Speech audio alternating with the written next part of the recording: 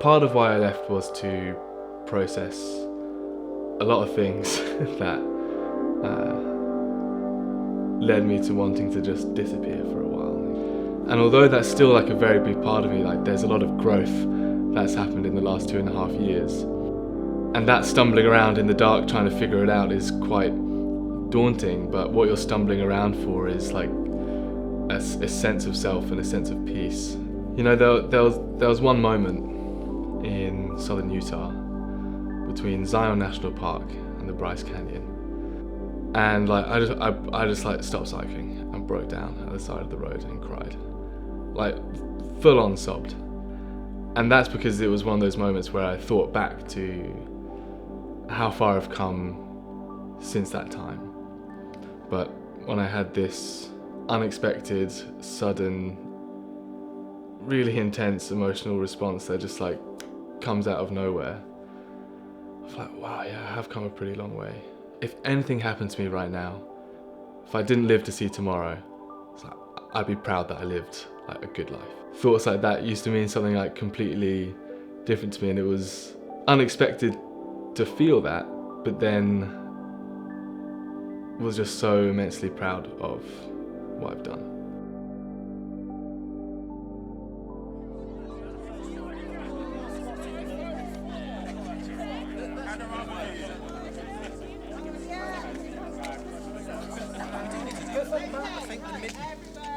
Or you could just stay there like that. You need to take more than one picture. Don't you need to be there? You're a coach. On the Vex WhatsApp group is more than I've ever seen. There's a present in the bag, but I think you're going to have to say a few words. Is that okay?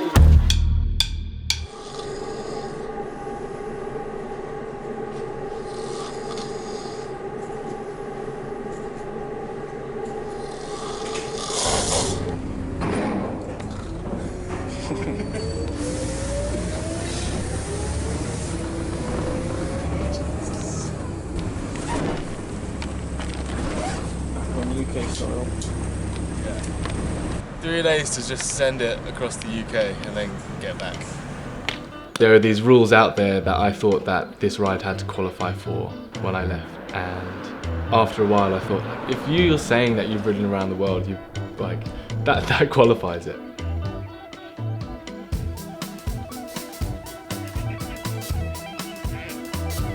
Right, this is it. I think that's going to keep on hitting me over the next couple of days. I've done a lot more than I thought I would. More time, more distance, more places. Gone on 5 out of 7 continents, done about 57,000 kilometers.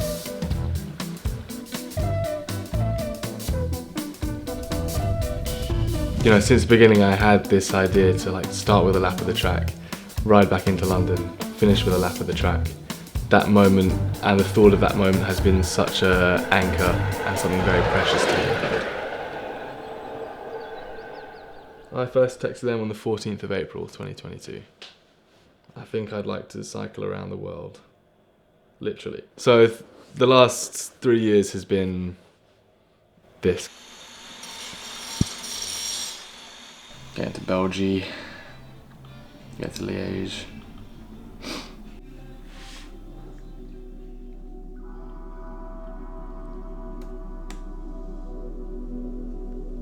I wanted to do it at its core to prove to myself that I could fully rely on myself and solve any problem in front of me. I wanted to use the time to process a lot. You know, the hope was that there'd be some amazing experiences that would help shift my perspective of myself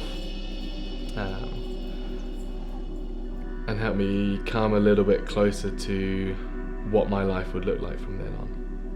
But it's become something completely different. I need this power bank. The build up to leaving on this thing was hectic. Getting the bike ready like the night before. I remember riding it for the first time and we were like, whoa!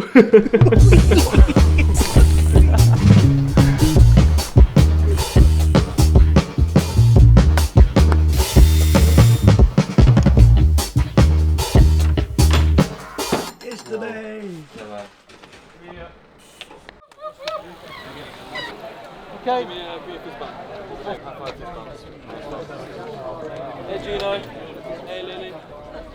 Herne Hill is like a home. I think I've spent so many hours there over the course of my life.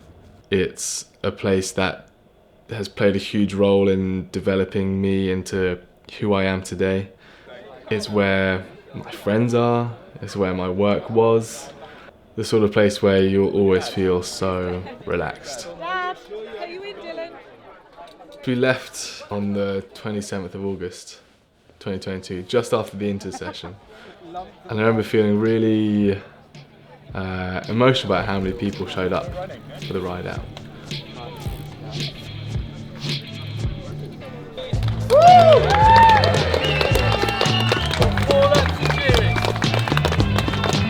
Yeah, I don't think South and Sunderland has seen a group of cyclists that big in a long time.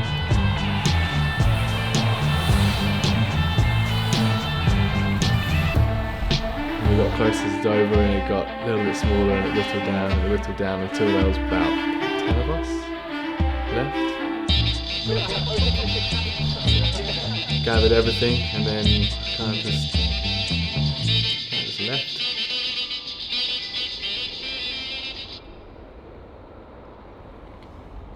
Currently on the ferry in a very empty room. When everyone was lined up on the track earlier and I was sat in the middle, kind of suddenly kind of overcame me what was about to happen. And the crazy thing is that I can't even like begin to comprehend what like the journey that is gonna what am I actually doing? 'Cause I've never done anything like this before. You know, like I'd done a Land's End to John O'Groats, but I wasn't camping, I wasn't like living on the bike. I thought from then on it was like, oh, it's just me, like I need to, like I feel so alone in all of this. And I can say that with a smile now because it's in hindsight, but at the time I was very scared.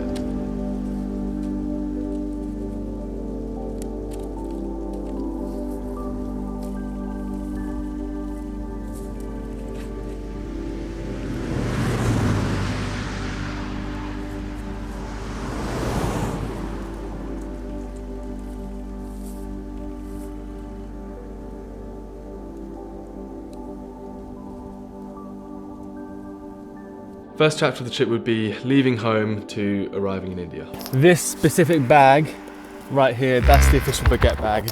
That's where they're going from now on. Actual mountains. The mentality of that section was I gotta smash out at 160k a day. I'm gonna be away for 7 months, 8 months at a push. Don't stop and smell the roses too much, just ride every day. It's all about cycling. Get to Istanbul. And then continue that with you.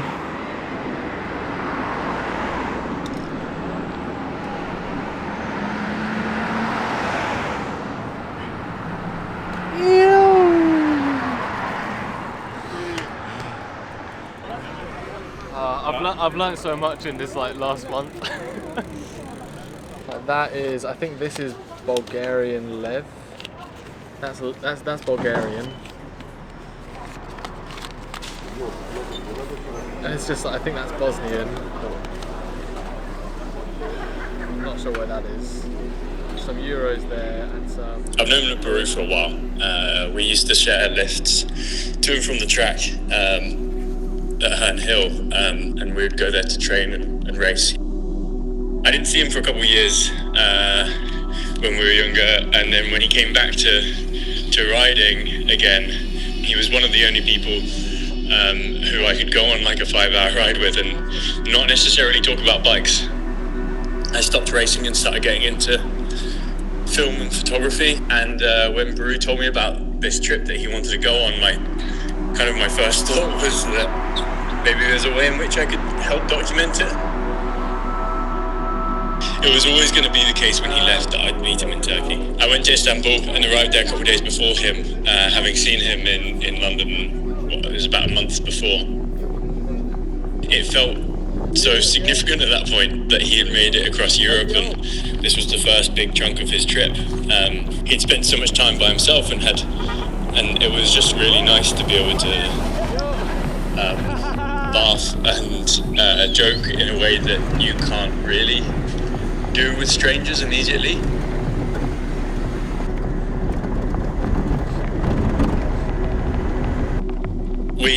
I left him then in Cappadocia, and we had one of the best mornings watching these balloons fly over us, and found one of the best camp spots for it. And one of the balloons landed and had some champagne and strawberries left over, and came over to us whilst we were packing our tents up and asked us if we wanted it. So we had a 8 a.m. Champagne, which felt like one of these weird fitting endings to 2 weeks.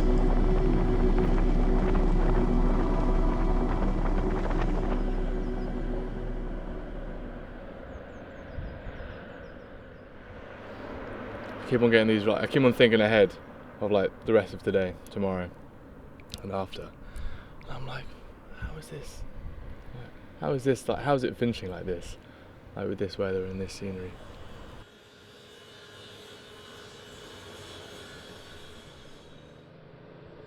Home, like, I'm home right now.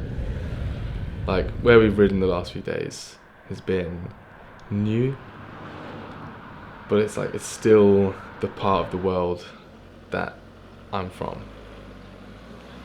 You can feel comfortable anywhere. Like, you can find your little place, or where it feels like, you know, like you can go on holiday and be like, yeah, I can stay here. But there's nothing that takes away from home and your sense of belonging, and where you just fit in and like feel a bit invisible. Whereas everywhere else I've been since I left 2.5 years ago, most places stuck out like a sore thumb.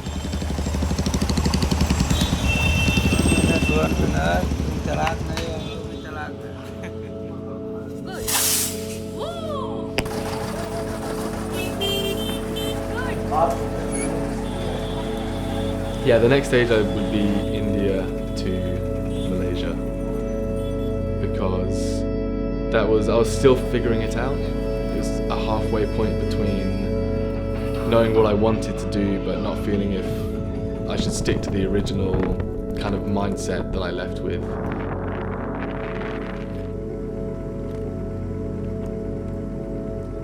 Another 53 kilometers of climbing to go. Nice.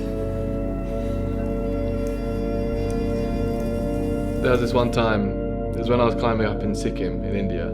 Running down this road, about to get to Darjeeling, and look at that.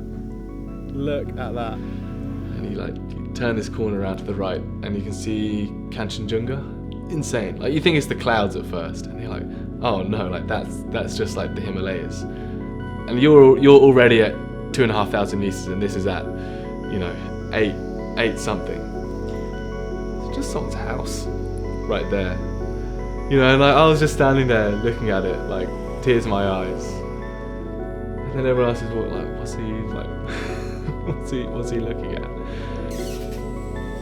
You know, like, really, this is like a once in a lifetime opportunity, and I wasn't prepared to rush that.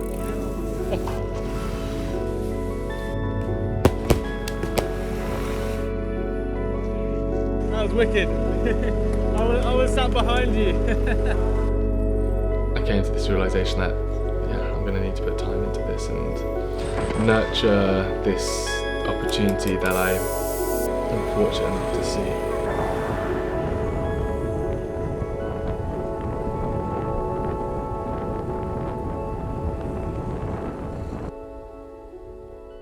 Malaysia was a huge part of it, and Indonesia. I spent a long time there.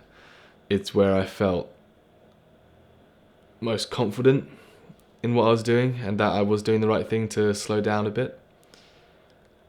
And yeah, it's where I had some of the best food as well.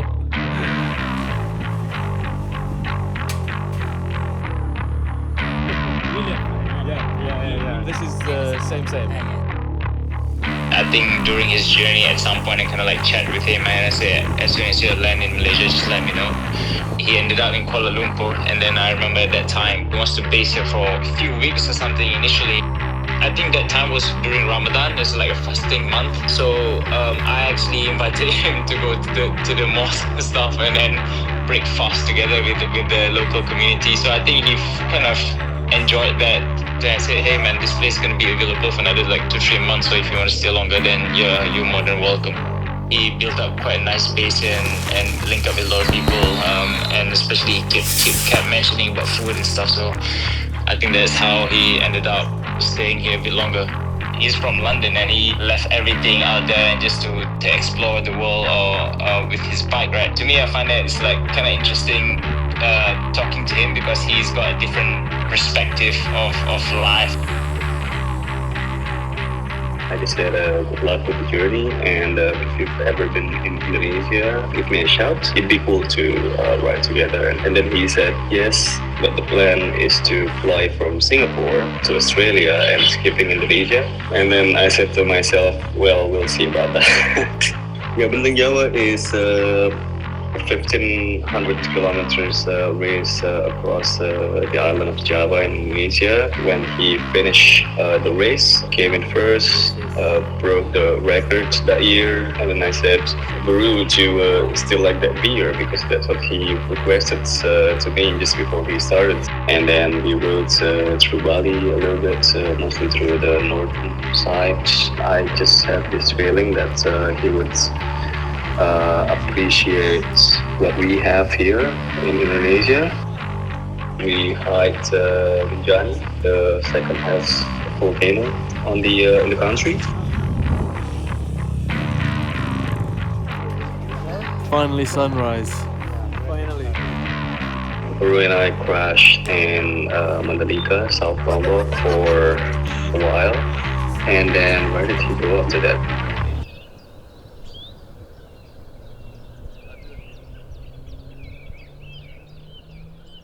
My biggest days, Ho Chi Minh City to Phnom Penh, that was 280. I had a couple days in Kansas and Oklahoma that were about 330. And then it would have been in the races in Indonesia would be the biggest days. But yeah, Ho Chi Minh City to Phnom Penh, yeah, in Cambodia. 280k, guess how much elevation? 10 meters. From a bridge. You go over a bridge over a river, and that's all the elevation.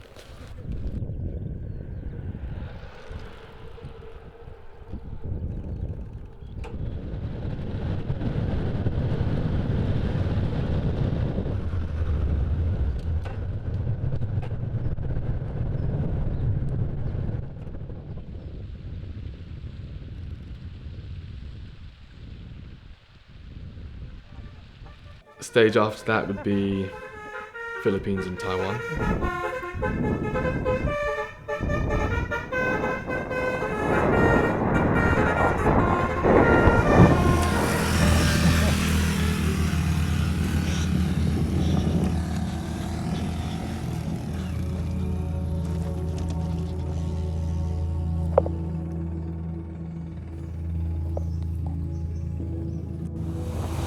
About to hit the mountains. I'm so gassed. Look at that. How can that, it's been such a good morning. And it's just incredible. I've just about finished all of the climbing for today, which is such a relief because it was a busy one on the gradients. But mountain race downhill back through the mountains.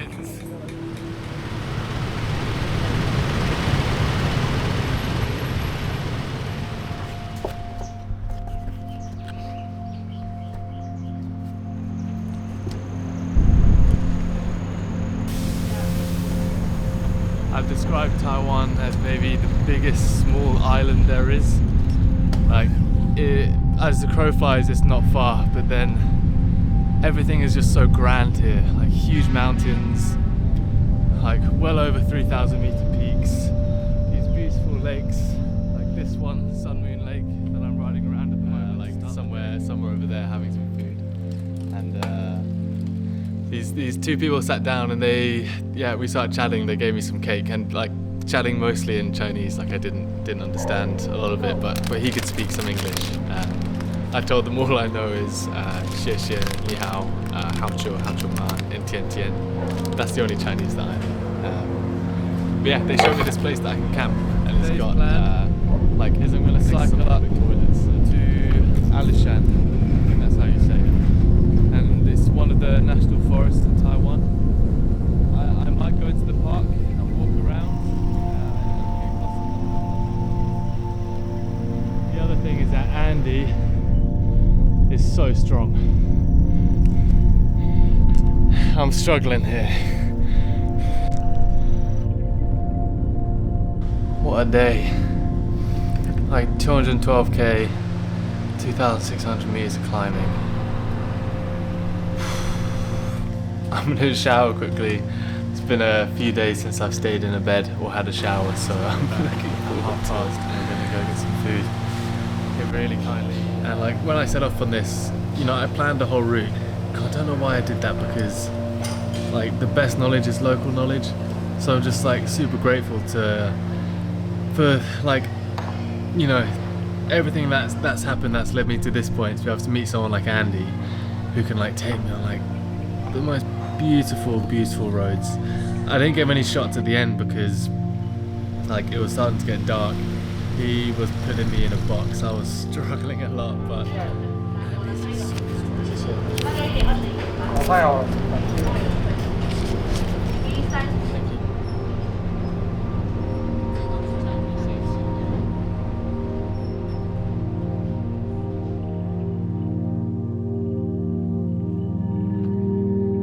The next stage after that would be Japan as its own place, because that was so different from everywhere else.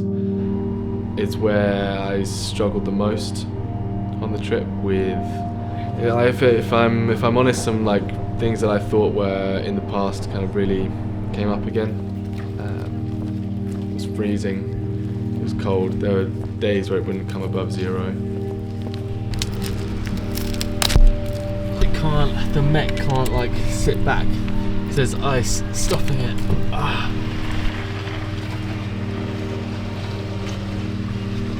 Felt very lonely, even though I got to see my family again over there. But it's, yeah, definitely the lowest I've felt in this whole time. I was struggling there to ride, so that's its own section. No friends? Yeah, I mean, my friend has come out a couple of times to meet me, but normally I'm just by myself. Okay. But I meet a lot of people, I make friends with a lot of people. I can imagine. Yeah, it's... And everybody interesting, what are you doing? So how many years are you going to travel more? You don't know? I'd like to be home at the end of summer. End of summer, okay. And that's so interesting. Okay, just chicken, rice, salad. So you just need to find. So it's family, but not the best, I think, somewhere.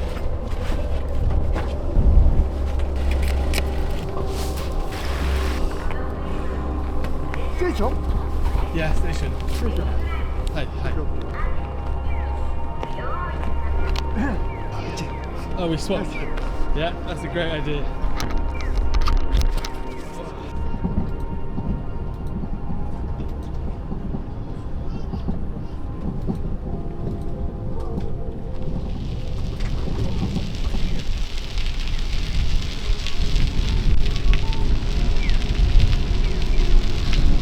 I'm following him from first video of MINDMAP.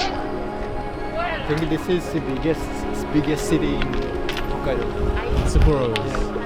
I checked his like where he is. I was thinking about maybe next stop is Japan. I just asked him where you stay tonight. So he just saying like staying in the outside, sleep in the tent. So I just asked him, you wanna eat dinner in my house and stay overnight? Then he said yes. 4 years ago, I'm cycling around Japan 9,000 kilometers. So a lot of people give me so much kindness, ask me, you wanna stay in my house? So I'm thinking about if I'm finished the cycling around Japan, I have to do same things. I'm his Japanese family, and if he came to the Tokyo and Japan, please let me know and stay overnight or whatever you want. Then cycling together.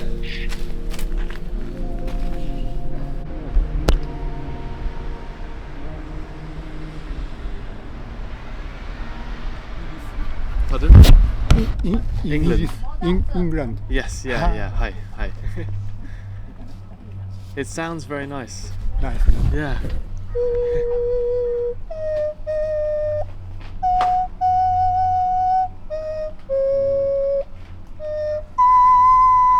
Do you live in Japan? No. No. I'm just cycling around. Yeah, from Sapporo Sapporo. to Kyushu. Sapporo から九州まで。 Yeah. Are you alone? Yeah, just me.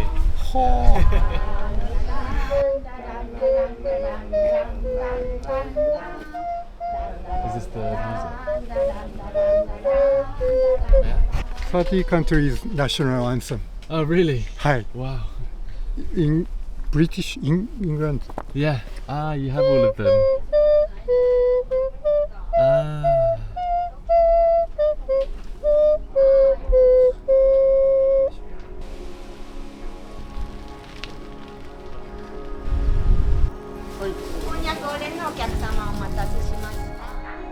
Which one do we want? What's a big one? What's a big one? What's the big one that's hot? I can actually feel my fingertips now and move my hands with some form of dexterity.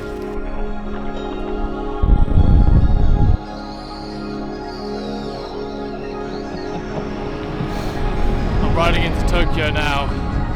I'm on the outskirts and it's just big, busy roads. Ah, man. I really thought that I'd hit the ground running in 2024. You know, because Christmas and New Year's, it was the best time and I was running on such a high. And I was reminded what it's like to be around family again. And that's something that I've anticipated and looked forward to for so long. And then I got back on the bike super excited, thinking that, yeah, I'm full of motivation. And it was like a holiday away and I just got home. And that home was empty, cold, it was quiet. And as I started riding, I just realized how empty I was feeling. And it's been really getting to me a lot these past few weeks. And I'm feeling very isolated out here in Japan at the moment.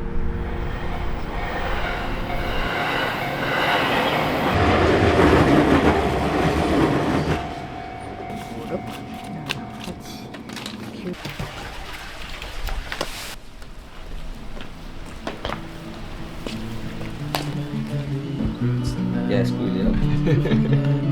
I cannot laugh while doing it.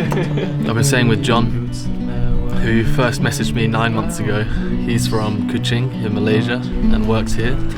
And he said that if I'm ever passing through, that I can stay at his. So we've been having a great time and it's helped me massively get back to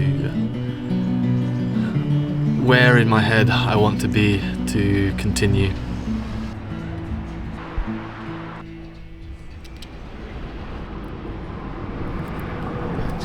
Yes.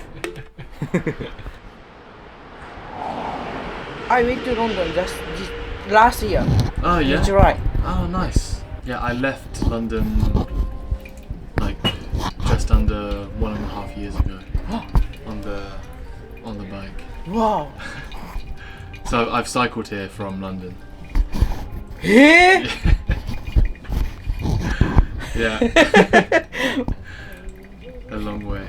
Long way. So I haven't been in London for a long time. Oh. A year and a half. It's been. The plan is to cycle back to London. Oh. So Yeah, I'm trying to cycle around the world. So I'm about halfway and it's a long way back to London. Oh yeah. Yeah. To see the world. Good. Yeah.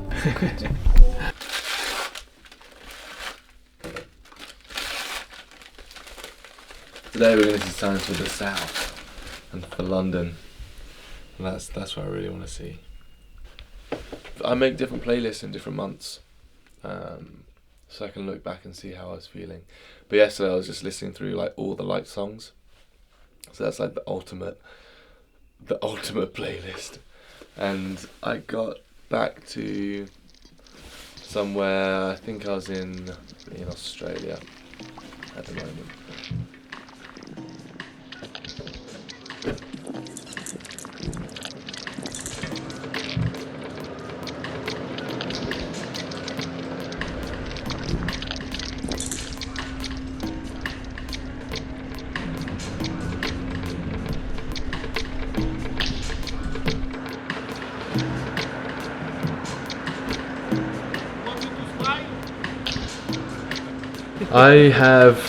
I've recorded this journey in so many different ways because my head just goes to one place and then it goes to another place and then back there and then over here.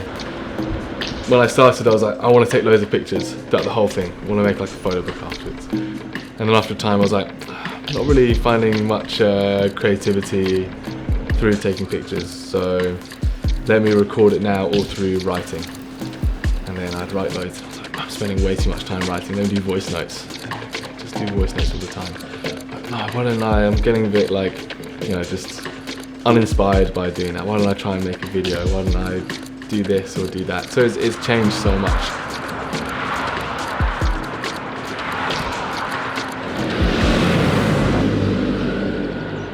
One of the difficult things about the last 2.5 years, there hasn't been like a lot of time to be able to reflect on a lot of things.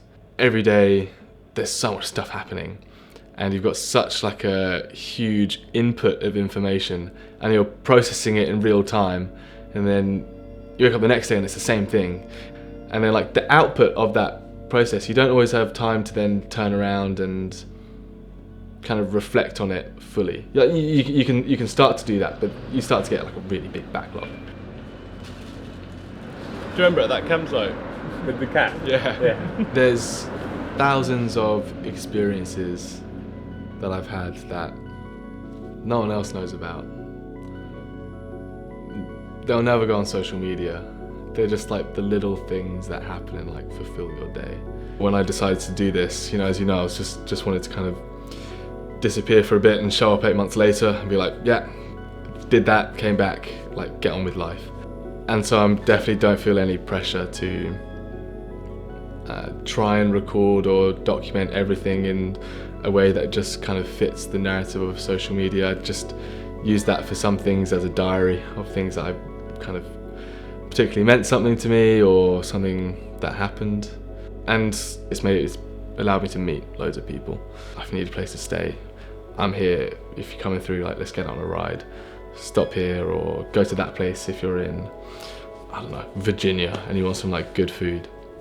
Like social media is a tool for like making kind of real life connections with other people has been something that I would have very much feel like I would have missed out on had I not had that.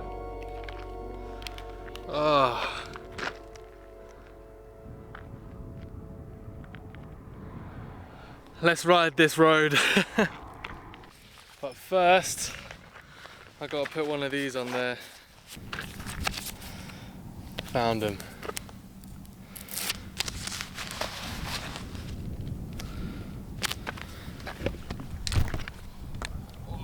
I can't really put Australia and the US together, even though I kind of want to. But I would put Australia and the US together as the next stage, because that's just like mile munching. Yeah, and so what was the motivation for you to do this? Was it just to get away from life, or to... A mix of a couple of things. Yeah. It's really quite bizarre, and where the road starts miraging, the cars in the distance look like they're kind of coming down from the sky or kind of like floating just above. It's really strange, I've never seen anything like that. There's the turning down there, and there's the sign on this end. The road's so straight. Imagine riding it on a bike. 4 or 5 days, it's like no signal. Clocks have changed already and I didn't know. I've done 175k. I feel like I've just teleported. I've lost count the amount of bloody punctures I've got in Australia.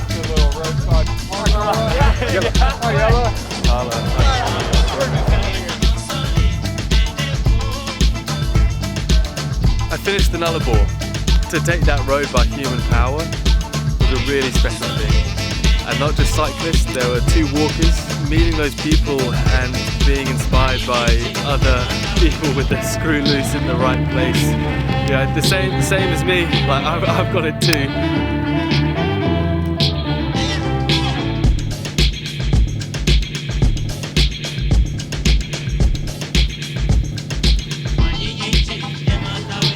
It's pretty barren roads out here. You know, all the empty places before this kind of had something special going on. And now I'm seeing that part of Australia where it's just empty.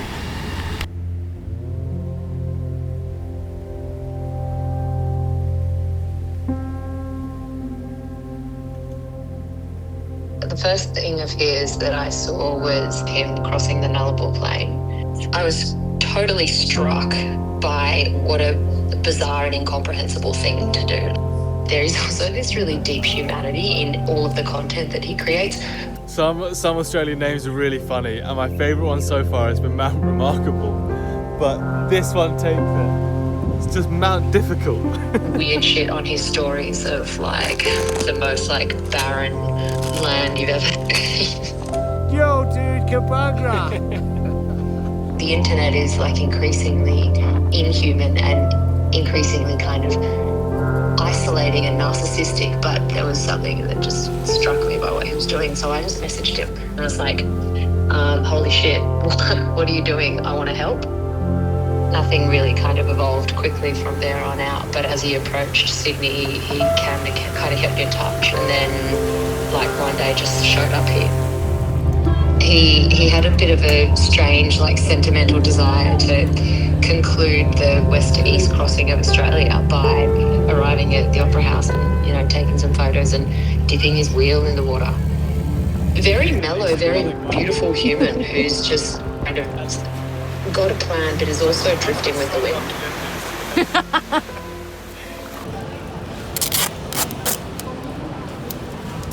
On the round the world bike. Yeah. Fits pretty good. Yeah, it does. Is this from Carbon? A video? Yeah. Hey, welcome to America. Thank you. Welcome to America.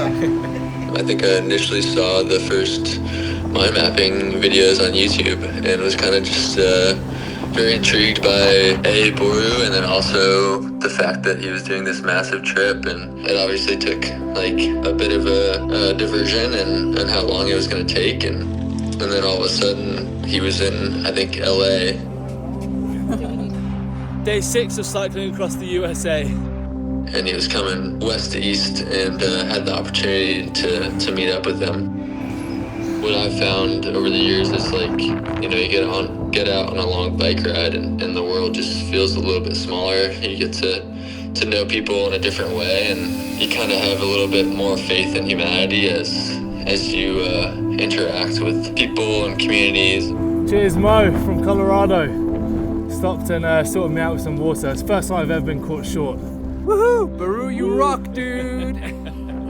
I think it's just a beautiful thing that he was allowed to do, and yeah, there were some snowy passes on the way out, so was getting a little nervous, but luckily in Boru fashion, he just kind of laced it, and he sneaked through Colorado without any issues, I think.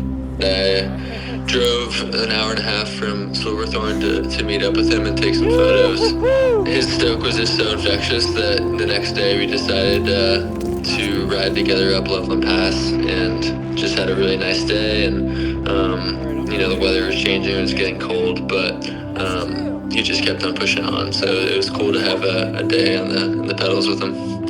For myself, I could see a little bit of myself in him and wanting to explore, and the fact that he was talking about mental health and what he had gone through in his younger years was very honorable. And I was just kind of happy for him that he was getting out and doing this huge thing. It didn't have to be a trip around the world, but I think that I was just happy for him to be getting out of this darker place and, you know, searching for answers. And I think that that was something that I could get behind more so than any cycling endeavor. The journey for me became much more about that looking forward than just focusing 100% completely on what was behind me. And that has been the most important thing to help me develop and grow as a person.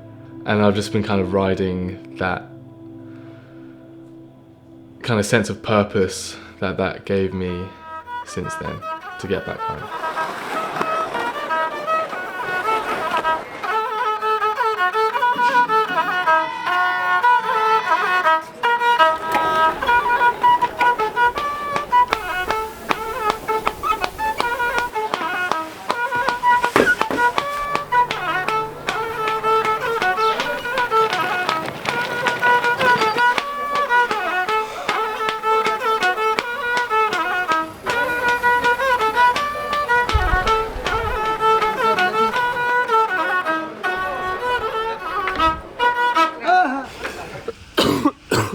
Little chases of cough syrup every now and then. Oh man. Spain. Across that water right there is the UK. Like that's the channel. I'm so close. I'm so close. I'm not getting the ferry though over to the UK. I'll get it over to Rosslare in Ireland. I came to the decision quite a long time ago when I realised that the trip was going to be way longer than I thought it would be. That the only way to finish it would be to go around Ireland last. It's where my dad's from, and I had this sense of going out to all these places and understanding Malaysia better than I knew Ireland, or, you know, understanding the US more than home. And I thought if there's one place that I'm going to finish it, it's going to be Ireland. And it was great. Like, first arrived, like, my cousin Joe, he's got his bike shop in Arklow, put on like a really big welcome for me. Got escorted by the blue lights into into the town.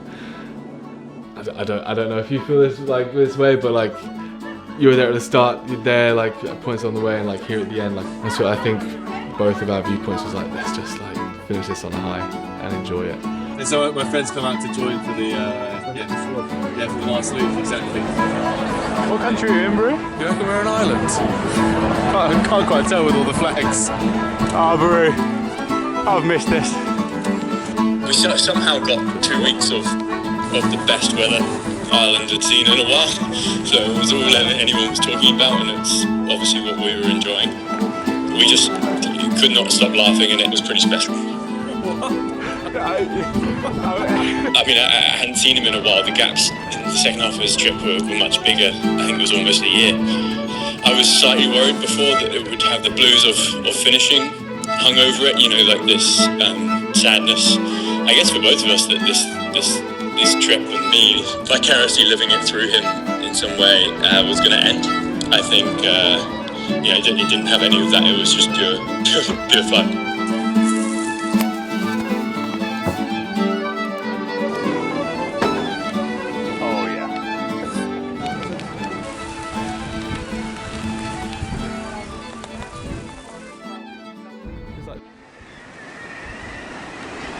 Beautiful, isn't it?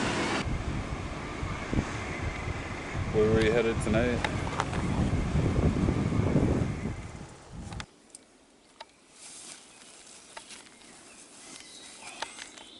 I can sleep there.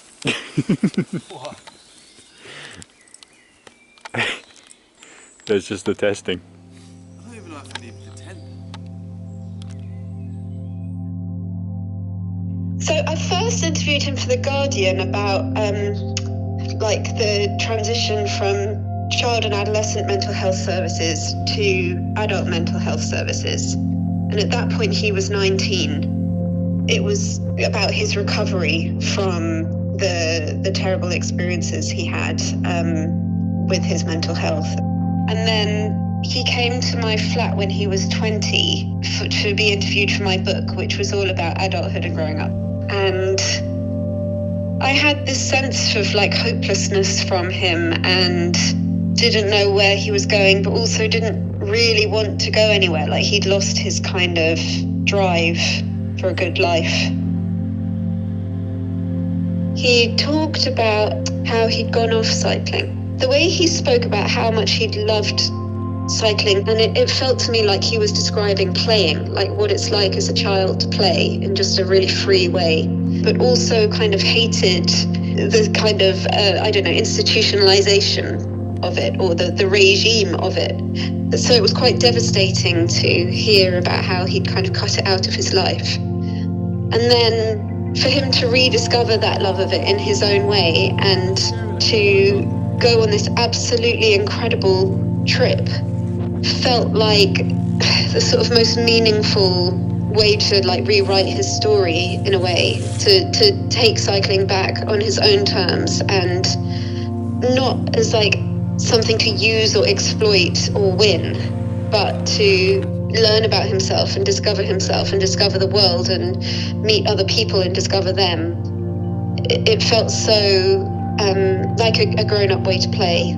Like, I think if you had told him when he was 20 and when I was doing that interview, he would be looking and feeling like this, that his life would be like this, that he'd be earning a living from his passion, that he would feel passion again, I don't think he really would have believed you.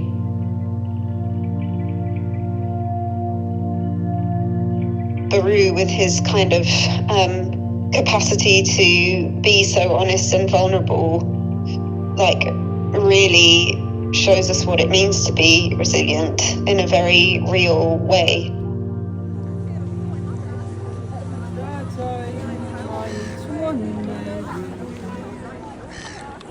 I saw the danger and I passed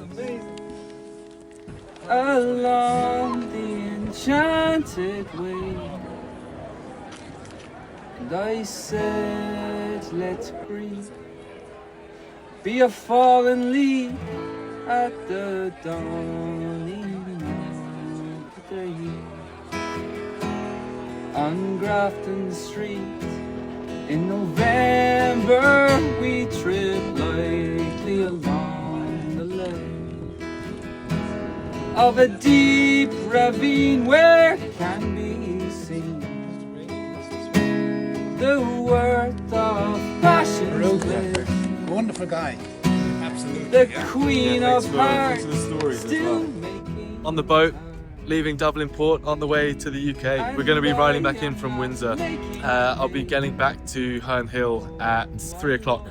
Women's League is on that night, so I'll stay around and watch that, because there's one thing I want to do, is just sit at the track and drink a beer and pretend that nothing's happened. I gave her gifts of the mind. I think a lot about how I would feel at this point. And then over the last 2 days it kind of came at certain times and would like kind of kick in. And then it only really hit me yesterday after that steep climb out of Henley, because I've been on that road before. I was like, oh yeah, this is home territory. I think the thought of confronting peace is quite daunting, because it's really unfamiliar if you're coming from a place of self-hate and self-harm. This does end up forming a big part of your sense of self. There's a moment of understanding that I am of this place. Whatever good and bad memories that comes with it, that doesn't change that I'm a part of it. I feel like all those moments along the way where I've broken down in realization of setting out to achieve what I want to achieve have been steps of confrontation with this sense of peace and accepting it into me.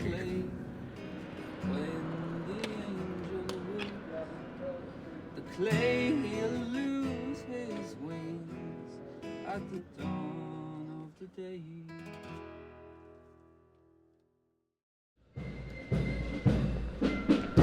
56,000 kilometers. There'll be one more at the track, and I'll cross the finish line and done. Whereabouts are you now? Heading up by Virginia Waters and Bracknell. He said Weetabix.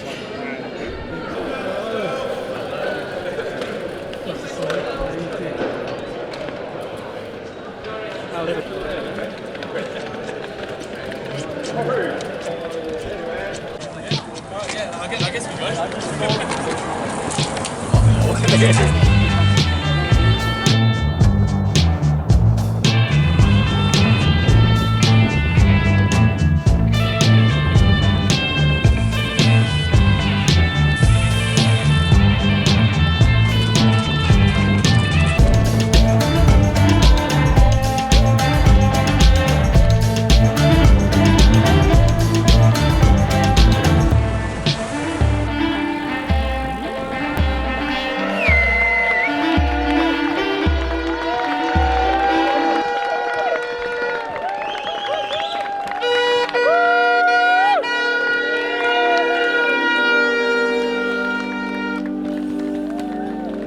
I see myself as shy, but I continue to do bold things.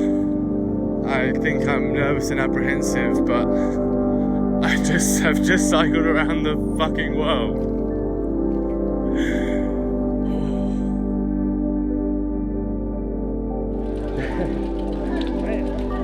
That's it. Strictly keeping the sunglasses on. 3 cheers for Boru! Epic! Epic! Epic! Cheers, Carl. Back out there.